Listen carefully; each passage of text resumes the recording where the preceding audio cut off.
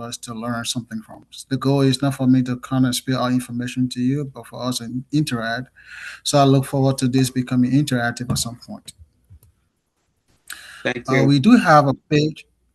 We do have a page called the Agora, and please follow through with it.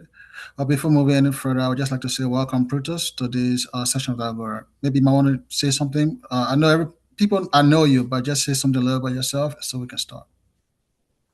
Thank you, Preston. Good to be on the Agora today. I mean, Agora is a think tank, a research group that is dedicated towards finding evidence-based solutions to Liberia's problem, and even beyond Liberia to the continent's problem. I'm glad today you are bringing out a very important topic, leadership. I think it's one of the important topics in Africa that we are constantly discussing. We discussed for many years before, decades before. And it's good that today we're going to together try to understand leadership and see how we can use it in our own lives to transform our society, our community, our country, and our continent, and the world at large. So thank you, Preston, for leading this series. Thank you, sir. And again, it's a series. We'll be going through a lot of it. But before moving further, I will let us just spend a little bit of time on this page. So the bird you see on here is the Rupert Griffin.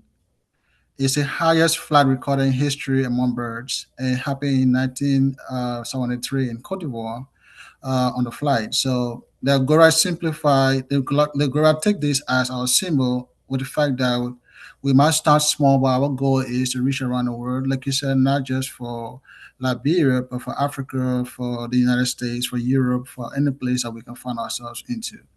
Um, so that's going to be our vision for this entire project. So we look forward to working with other people. If you're out there, you feel you want to be part of us, please reach out to us and please follow this page because we will be continuing this process for a long time.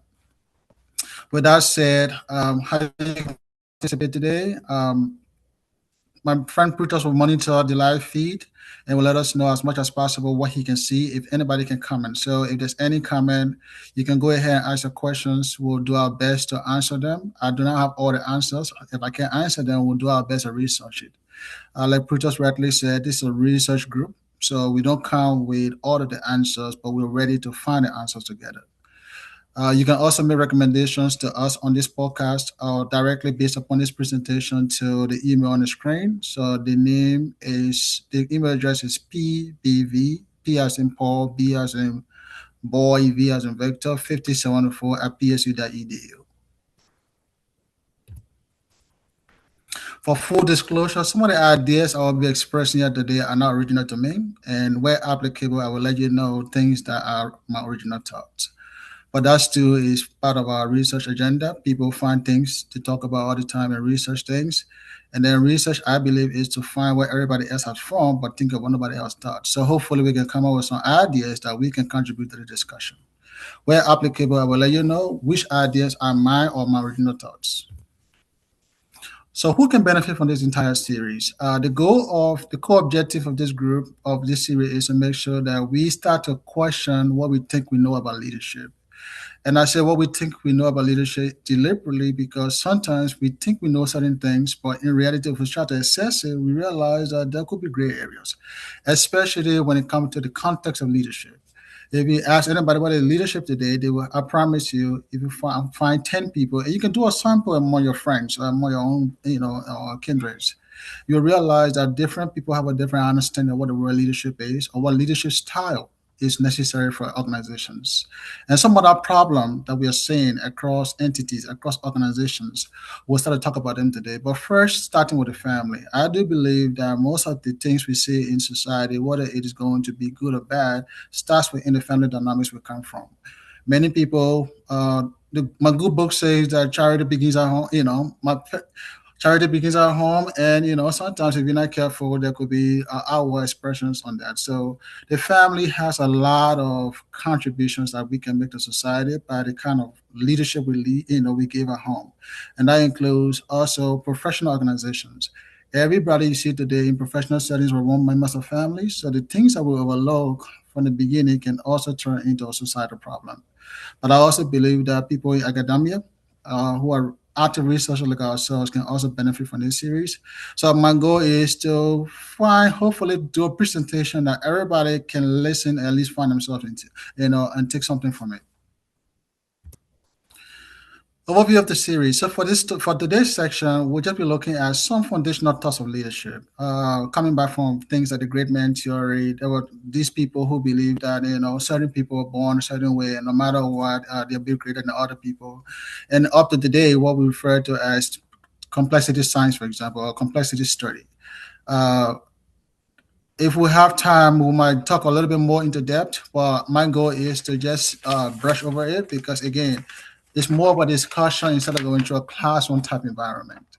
The second section will focus on foundations. Since we were working toward maybe making policy decisions or researching institutions, well, I would like to look at a few topical areas that will be necessary for maybe future discussions from an organizational standpoint. And the reason for that is I have seen, whether it's in Liberia or other places, most people make policy decisions without necessarily researching why they make those decisions in public spaces.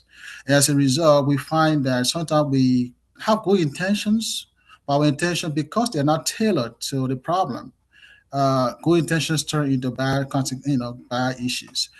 There's a really good book out there called Global Art Development. I feel if you have a chance, take a look at it. Although it was done by Americans, I think they did a pretty good job at understanding some of the foundational issues we have, for example, in Liberia, in Africa, maybe organizations right now. So sometimes processes that tend to be good can look good from the onset, but if we're not careful, they can lead to long-term disadvantages just because we did not do the right study or did not apply it correctly to the environment. The fourth section will be looking at the misalignment problem because I do believe that no particular theory in itself answer all questions. So if we think we know a particular philosophical background or we want to institute a particular measure or we think about a belief system about leadership, we have to be able to be careful in the way we apply it.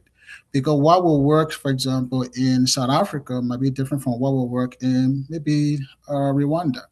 So although the two countries are in Africa, but there are differences within the group settings that we have to be considerate of.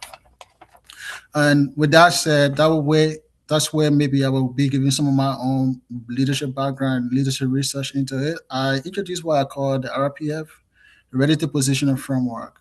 That will be when we have that we're going to go into at some point as well. I look forward to getting your feedback on those on that framework because it is still in the making. This process, some of what I'm presenting here today might end up in a book form, or you might see it somewhere else. So while we're going through the study, please give us any feedback. There are a lot of smart people out there. I want to make sure I can hear from you, so that whatever final product we get, it actually makes sense. And the goal of any education, I believe, is to solve problems or to deal with the society or issues at hand. So if we're not dealing with the problems of society, if we're not solving problems, then our education really is not helping society. We're just reading books, pretty much. So my goal is to make sure we can provide something that makes sense and can help society and institutions be better. The last section I will talk about the other two models. So model one focuses on just maybe how we can produce certain avenues or components. Model two will be looking at indigenous growth. Many people, for example, talk about this idea that in any organization you rise your level of incompetence. That general principle was called the Peter principle. That if, for example, Plutus is really a great guy, when Plutus is good in the organization, we'll promote him because he's outstanding. He's a really great guy. And according to the Peter principle, it comes to a point where Plutus is going to rise up to a place where he's not probably prepared for, or maybe he's not ready to occupy that position for. So he reaches a ceiling above which he becomes incompetent. That was the general belief for most people until this idea of succession planning came in. For example, in new public management, then you had things like, for example, Paul Romer wrote a really good piece called Indigenous Technological Change and how institutions and groups can look within and develop from within to make sure that the problem of what Peter called that incompetence is not established. I come from a military background, and I do believe in the Romer's idea of things because Say, for example, when you are a second lieutenant, you get commissioned as a second lieutenant, but we train you over time to become a first lieutenant and then a captain and up to the level of become a flag officer. Flag officers are general officers essentially. So we prepare you for the next level. It does not mean you're not going to learn on the job, but for the most part, the fundamentals will be established before you can get into that job. That's why you go to staff school, you go to command school. And the military, I think, has done a great job in making that happen that organizations can copy from. So some of what I will be expressing here today are based on a lived experience from my background in the military. But I also find a correlation between some scholarships that we see out here in the open versus what the army or the military as a whole is practicing. So some of that we'll discuss as well, as we go along in this series. I do subscribe to in this particular research. I do subscribe to pluralistic approach to the research. In other words, I think different theories can apply to this process at different times. Again, that's why I call it a relative positional framework. Of note, however, because we're in the 21st century and giving to this complexity in the dynamics and spaces we work into, I think complexity theory is heavy, when it comes to the current research. And that's only because of four fundamental laws that we think that we can bring out of complexity theory. For example, it's a complementary law, which going back again to that pluralistic approach. No one situation by itself can explain everything. You have to look at combination of different things. And often we say in Liberia, two hairs are better than one. So if you look at it, combining things can tend to give you better result than just looking at an individual or a single process. So complexity science is coming from this idea of reductionism, they call it. So looking at the individual components toward a more holism or to holistic processes. So that's something that I'm looking forward to, to discussing. The other thing is going to be called the darkness principle. In complexity science, is this notion of the darkness principle. And a really good background comes from, for example, boundary rationality. So in the 1930s, there's a guy called Herbert Simon. He either won a Nobel Prize for that idea. He said that at any given point in time when we're making decisions, it's often based on the fact that we make decisions based upon what we know today. So we tend to make decisions often on limited information we have, although we might think that it's sufficient to make the decision of the day. So as time goes by and as society goes by, we realize that society and institutions are changing based upon new knowledge. So we cannot know everything. To piggyback off of that, there's a really good book out there called The Black Swan by Nassim Taleb. And what he said was the black swan problem is probably the problem institutions should be studying. In other words, the things we know, but what we should be focusing on is the things we do not know, the unknowns of life. And how, if we are able to prepare ourselves against those unknowns instead of them affecting us negatively, we can actually learn and benefit from them, right? And there are a lot of black swans in life. For example, he talked about this idea of randomness. Most people, if you're married, you probably never plan on meeting your wife, or your significant other to the exact spot you met them at the time you met them. So things happen randomly. The unknowns usually are critical points where something happened that you make sense of that eventually become a part of you. He referred to that black swan concept in another book. He called it the anti-fragile system or agile systems. And he said we should learn to build institutions that are more anti-fragile. So we work against those unknowns. So when the unknown comes about, we can actually benefit from it. So some of that is what I subscribe to. So we can create leaders that are more agile, that are more ready for the unknowns of life. And when they come about, you're not shrinking because you think you never expected what was going to happen. And all of us, are resilient people. Resilient leaders are people who are looking beyond the current circumstances, but are prepared enough to say, well, 10 years from now, 5 years from now, whatever time it is, what the world is going to be like, and how can we really position ourselves so that we're not caught up with too many surprises. We cannot predict everything, like we said, but we can build systems that will make us, strong enough so we're not affected by it. Then there's this thing called recursive variety. Only variety absorbs variety. So in other words, if, for example, Plutus wanted to take on a problem, the complexity of that problem must be based, his ability to solve that problem will be based upon his current skill sets or how complex his ideas are based upon the problem he wants to solve. So that brings us to a very good point as far as leadership goes. Who is occupying the bus or the seats on our bus? If you're in a country, if you are in an organization, who are you electing? Who are you selecting to those places so that the people making decisions for you understand the problem that they think they want to solve? And it's not based upon maybe your tribe or your clan, which clan or maybe which particular hegemony you come from, but the people we are electing, the people we are selecting, the people we are choosing, are they abreast? Are they aware of the issues? And are they capable enough to deal with the kind of complexity that we should be dealing with? I think as we go along, we should be able to subscribe to some of this idea being brought up here. And the other last part of this whole principle is called dynamical minimalism. So less is more. We don't need to create too many complex laws for things. Uh, when we have some time by the end of this study, I'm building a model called based upon it's called on agent based modeling. So we look at how if you put agents into a field, we call it a word, right? If you put agents into a particular environment or into the word itself, when they interact, what happens? And what dynamical minimalism is showing is that very few laws based upon interactions can lead to very novel concepts that are very complex. So, take for example computer science. Any kind of computer science you do will tell you that the functionality of computers are based upon zeros and ones. But there's no complex competition right now that we have not been put into computers. But they are based on zeros and ones essentially. So a binary component based upon fundamental laws that exist in science can lead to very complex processes. So we don't need to know everything essentially. We don't need to go solving all the problems in the world. Let's look at the low hanging fruits. Let's look at things that we can actually solve, things that we can put our hands to, things that make sense based upon the environments we're into, and start solving those problems. And if we can understand the fundamental, issues that are in, we can go a lot into solving them.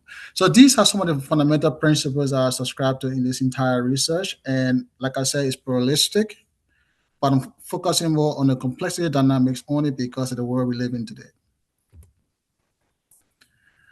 So, Pritos, I'd like for you to just tell me, John Maxwell had come up and said something about leadership, everything rising and falling on leadership. What's your take on it? Do you subscribe to that idea as well? I think so, Preston. Everything rises and falls on leadership. I think what the confusion has been is what is leadership. A lot of time people think that leadership means that you have to be a lawmaker or a president. Obviously, those are leadership. But one of my best leadership book is one written by someone called Robin Sharma. I don't know whether you've seen. And Yep. the title is "The Leader Who Had No Title." Yep. Beautiful book that tells you how everyone is the leader regardless of where you are placed. So the moment we begin to reposition our thinking on leadership, then we'll understand that everything rises and falls on leadership. Because wherever we are, we have the ability to influence the world, influence our society, and influence what we do in ways that can become transformational and impactful for us, for our family, for our community, for our nation, and for the world. So the important thing is for us to see ourselves as leaders, no matter where we are, and do those important things that actually leads to public good, and that way we will realize for true that everything rises and falls on leadership. But if we are having this parochial understanding that leadership is only for the president of a republic, or for a lawmaker, or for a superintendent, or for a police chief, then we would not understand that everything rises and falls on leadership until we believe that we ourselves, regardless of where we are leaders, and we have to impact our surrounding. Then we understand that it's so important, of the role we play as leaders, each and every one of us. And I think you mentioned just briefly about the family, and that's the extent to which leadership cut across, whether it's in the family, whether it's in schools, whether it's in the marketplace, on a bus, in a workplace, wherever there are possibility for leadership, and wherever you're placed along those different sectors of life.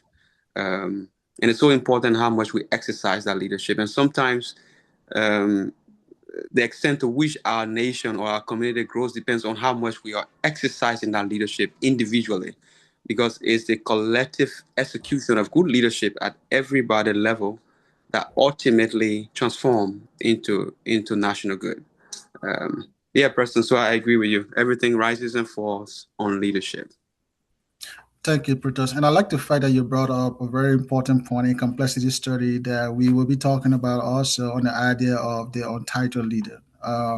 There's this concept of emergence. And one of the issues we've seen in institutions across the world is the fact that traditional leadership models, especially after the Weberian context, after, Max Weber, his idea of legal rational authority was based upon this hierarchy, based upon who the boss is, and every other person that needs to follow the order of the boss. And oftentimes, too, what we saw is that most of the time, institutions, who the leader is, was the most experienced person with the most knowledge. Like you're saying right now, most of the organizations we deal with in the 21st century, especially with AI and machine learning coming up, you can be, for example, a project manager for an engineering firm, and you may not even understand some of the work that is done within that engineering, domain. So who then is a leader in that context? So when we go to meetings, then we allow the person who is the framer of the designer for that engineering software speak to the issue because he or she knows exactly what they should be talking about within that domain. So from giving that point of view, they become the leader who should lead the forum, or the forum, whatever the case is, to make decisions when it comes to the attributes of what that software should be doing from a leadership standpoint. So you're really right, and there's two things that you brought up that are really good. The idea of emergence. So in today's organization, we look at more emergence happening. People taking there are new concepts and new forms that are happening based upon that interaction, and they are leading to more people understanding that the leader is not just the guy with the title. There's too many other things, and it's important for us to take that into consideration. Then, to because even in the workplace, you don't need to be the person to do good for the country. You don't need to be in a position per se, a title to be a leader in a certain domain. You can take initiatives. You can do something. You can make a difference by the decisions you're making every single day, and people can learn from from your knowledge, and become better because of that. So it's a call for all of us to learn from, to take into consideration how we can go about making those agile concepts work from the bottom up, and not necessarily from the top to the bottom. So bottom up approach, I think, would be critical for the years ahead and the organizations ahead. But that said, it would do justice to this whole process. At least we will look at some of the evolution of how things have worked over time, historically speaking, at least. During the pre-industrial era, we just talk about traditional leadership. So you heard things like from an economic standpoint, the laissez-faire concept. There were people who just look at institutions and processes that were based upon a leader telling you what needed to be done, and you had to do it. Most of that, however, were based upon were very authoritarian. So people gave you orders and you follow those orders. Until the 1920s, we started seeing, like Mary Parker Ford later on will come and talk about the law of the situation, right? How people should get involved in decision-making processes, how you can involve employees, or maybe people under you to make decisions to or become part of the decision-making process. What they found is that when you involve people in the process of making decisions, it doesn't necessarily take the title away from you, but it gives a chance for them to become part of a decision making process, and they own the process that you produce because now they're part of the entire process of making that decision happen. So they realize that today, and we'll start to see by the 20th century, a major shift happened in life as a whole. You started talking about the Frederick Taylor, for example, and scientific management. People wanted, especially after the World Wars, people started to look at more productive ways to do work. So the Great Depression of the 1930s had happened. You had the economic shifts that were going on. So Adam Smith's notion of laissez-faire, just let people do what they need to do, and the market's going to situate, activities did not necessarily become the game of the day. So people started to say, well, You should be involved in government decision making processes. There should be more government intervention because there are greedy actors in the marketplace. And if you take, for example, the price of fuel, right now we have the war in Iran, and because of that, we know the fuel costs around the world have increased. But we also know there are actors out there that will increase the price of the market on the market just because they feel like, well, people got a war going on in Iran and it's expensive, so I need to sell my price. I need to create a higher price. Somewhere the government needs to come in and say, well, we understand that these are happening, but there has to be a check in what you're doing. So Keynesian economics is really based upon to what extent government can now intervene and make decisions for the people, or for the sake of society. So some of that went on for a little bit until the mid 20th century. Looking more toward human relations happening, and some of that scholarship went back, for example, the Mary Parker Follett, or was emphasized through the human relations movement led by Eton Mayo. There was a guy called Eton Mayo who had led the Houghton studies, and what they found out was that if you give attention and some just change workers' condition and make sure certain things were working, pretty much if people became part of a decision making process. And one of the things that changing the light bulbs around the building, making sure the lights were working properly, all of those things led to a lot of changes happening overall. So to cut long story short on this slide, before going into too many details, what we saw, what we're seeing across the divide when it comes to leadership evolution is that the things we thought we knew and were forgotten about, there's something they're not useful today. That's one of the main arguments we're saying. You know, for example, law of the situation. You cannot say whatever. There are times where we still need to be authoritative because leadership needs at some point to make a decision. If it's always open to everybody to make a decision, then maybe it's not going to work. Sometimes somebody needs to stand up and the leader needs to take a decision and say, this is where we want to go from a directional standpoint. But in many instances, leadership will entail you making decisions from making sure you understand this problem, but understand the people making a decision in solving that problem. So that is very critical as we go along too. I think Peter Drucker management by objective was very essential to this whole process in making sure that people start to look at not just themselves but the surrounding and the objectives, the things that they want to accomplish, and how people can come together to make that happen.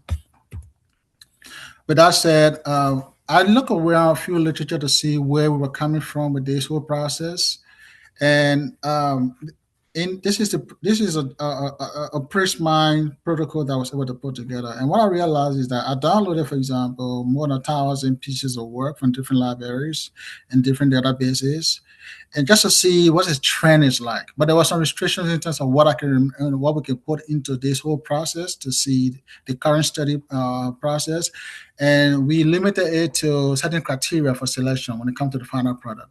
So you can see that out of the 1,600 and change, we only level 51 actual articles that became part of the research that we're doing right now. And I use some qualitative analysis to look at the entire text. And when we analyze the text, if you look across the string, you'll see, Brutus, that there are a lot of different words coming into play, but among them, there are certain words that are taking more effect, like leadership, for example, research, power, organizational innovation. This is telling us is that essentially people are beginning to understand leadership because you see it's bigger among the other contexts. So more interest is now growing for people understanding what this whole concept of leadership is. What that tells us too is that leadership is a serious concern right now for most people, for most organizations. And you can tell why. From the 1990s to now, since the internet happened, so many things have changed. The way people work, the way people live. We saw other things that happened, like COVID-19. We saw Ebola. We saw different things. All those processes are making people to now change their leadership style organizations, or at least try to tweak them. So there are more focal point in terms of human rights, in terms of research fundamentals. And what this is just telling us is that there's more interest into the research dynamics when it comes to leadership, and why, as leaders, we need to understand, that people are beginning to look at us from a leadership standpoint, that we should know, how we fit within the organization and how we relate to people within the organization. Yeah, what we're saying is that there are 5 topics from the slide you just saw before. In this one, You find a lot of innovation, leadership, organizational culture, strategy, team dynamics. Those are the five main topics that came out of the whole process of the 1,000 plus literature, 51 total literature we saw that people are beginning to focus on more. So people are trying to innovate a lot. And you can see that with AI, with the internet, with more, other processes happening, man overall is becoming very innovative in a way to work. But that's also affecting the kind of leadership you can put into roles. So if somebody is not occurring with current day technology, as a leader, it might be difficult for you to lead within a space, assuming that you're applying those different software or those technology within the organization itself. So what that means for us is that we got to keep updating ourselves, right? As leaders, as a country, as nations, we have to see what the world is doing around us, and we need to innovate so that we meet the demands of the world based upon the changes that are happening around us. But that also will change the way we think and look at life as a whole. Today in the States, there are a lot of people who do hybrid work at least, or sometimes maybe some people work from home or have satellite offices. So the workplace we call office now does not have to be a building. You can literally be on the move and still be working wherever you are if you have internet and maybe a laptop. It has changed the way people look at strategy. It has changed also the way teams operate. You don't have to be in one building. The people around the world right now who are also part of a team, but the headquarters might be somewhere in Washington, D.C., but they work everywhere across the globe, but they still meet in Zoom and other places to make sure they coordinate. So these are some of the areas we're saying changes happen and why, as leaders, we should be looking at these things. After this slide, I want to stop here because I'm not going to go further into the next week or the next series. We'll start looking into some of the dynamics we have right now. But traditionally, what we're seeing is that, and this is really what this entire teaching or research is about. The traditional models we had before, they're not necessarily changing or complete for solving the problems of today. And that's because most of the traditional models are only looking for a top-down approach. They're not looking at that Protos, what you call that untitled leader, that emergence that's coming from within. That untitled, that decision-making process that may not maybe necessarily be carrying a rank. So that process in itself is something that we want to make sure that we're dealing with in future research. What we be looking at is going to look at that gap and how we can fit within the process itself from a leadership standpoint. And the best fit for this entire model will be based upon agile and situational dependent environments. So we have to look at context and fit leadership within the context and not necessarily a one size fits all. So without going any further, I know we're out of time right now, but I wanted to stop here and just see maybe if you have maybe any final thoughts, if there are questions you have, maybe that we can answer, or maybe direction for later on in terms of what we can be looking at. But next time we'll be looking into some more specifics when it comes to leadership, and I hope we can tailor that into a more conversational environment where we just talk about, okay, how does it relate to my mirror in the market in Raleigh Town? Mm. How does it relate to somebody who is trying to create maybe a new business in Swakoko, in Bond County? How can it affect these things and how these top elements are going to come together? Our goal is to make sure if you're a father or a mother, or you are a parent or a child, you can find yourself in the discussion too and make sure that we understand what this whole process is about. Because we, like you said, leadership is coming from within and making sure that everybody can find themselves that you're today, but you're also the right untitled leader. So Mm. I would like to stop here, Brutus, unless you have any other thing to say or to contribute. Thank you, Preston. I think my two last reflection. I mean, very good presentation about leadership. I think my first reflection is you were speaking about some principle that I've forgotten about in the Peters Yeah, um, Peter principle. Peter principle. Yeah, where you reach a certain ceiling and then you become incompetent. But I think what is important for any leader is what I would term as the capability growth. So you occupy a particular role or execute a particular function because of the capability you have. Yeah, Um, so if you espouse to do more, to occupy a bigger role, to execute more function or more dynamic function or multiplicity of different functions, obviously you have to aspire to increasing your capability. So I think your developmental growth also as a leader, regardless of where you are, should be continuous. The moment you stop developing your capability, then I think the Peters principle will kick in because you're not updating and trying to adjust to the changes in time. So I think one thing every leader should be very conscious of is how are you increasing or enhancing your capability continuously as long as you're in public service or doing things for the good of people. I like also when you spoke about traditional leadership, because I think leadership is actually going into a new dispensation, and I think one of the key research topics you talk about was innovation. Yeah, So when I, for instance, look at the U.S. that you stay in, Preston, you will see that all kinds of different things happening about like DoorDash, like Amazon, and it's creating wealth, it's creating employment for people, it's giving resources, making the society work better. So leadership now is more about solving problem in innovative ways, yeah, that are creating resources and wealth for people and making people's lives better. And even if you're on the higher level of leadership, what kind of condition are you creating to ensure that more people along the way can create the innovation and solve problem for your society? Yeah, so like DoorDash, for instance, what they're doing, they try to take away some of your the bread in getting stuff, right? Trying to save some time for you so you can use it to other things. But people become millionaire from those kind of things because of just applying innovation to solving a problem and making the society better. So I think modern leadership now is more about solving problem in innovative ways. And even if you're at a higher level, how are you creating the condition to ensure that many people can solve problem in innovative way and create wealth for everyone. So thank you. I think it's a very good conversation. We can pick it up next week. I was looking forward to hearing about the relative positioning framework, uh, but I don't think it came up today. So maybe next week we will get into that. yeah. It's a series. We're gonna build upon it. Like I said, most of what I'm telling you right now is what other people have studied. Yeah. So you have to build upon existing knowledge, and then Mm, you understand the literature, and then you can contribute to mm, learning. You know. mm.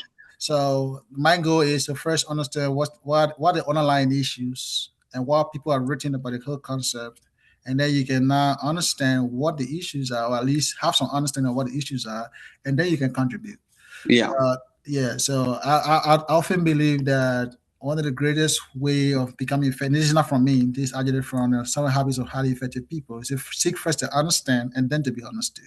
Yeah. So that's the approach to this series. We want to understand some things and then see how we feel within the process itself.